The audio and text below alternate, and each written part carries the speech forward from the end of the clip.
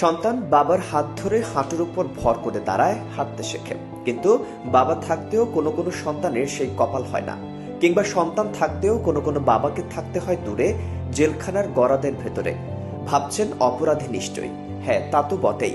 বুকে জাতীয়তাবাদী চেতনা ধারণ যদি অপরাধ হয়, সুলতান সালাউদ্দিন টুকু তবে যাবজ্জীবন পাওয়ার যোগ্য। কারণ জীবনটাই তার জাতীয়তাবাদী চেতনার বেদিতে সমর্পিত। যে কারণে বাবার হাত ধরে হাঁটতে শেখার কি মহিমা, সেটা তার সন্তানের অজানা। সুলতান সালাউদ্দিন টুকুর সন্তান আরো অনেক কিছুই জানে না, যা শুনলে আপনি বলতে পারেন এও সম্ভব।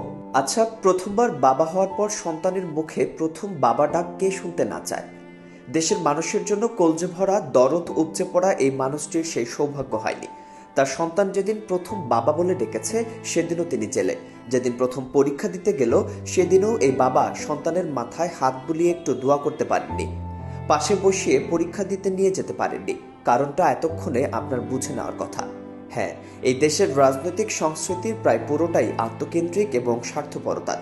কিন্তু একটি আদর্শের জন্য, দেশের মানুষের জন্য পরিবারকে বাবার দায়িত্ব ও কর্তব্যের স্পর্শ পাওয়া থেকে যে মানুষটি দিনের পর দিন বঞ্চিত করতে পারে, তাকে আর যাই হোক স্বার্থপর বলা যায় না।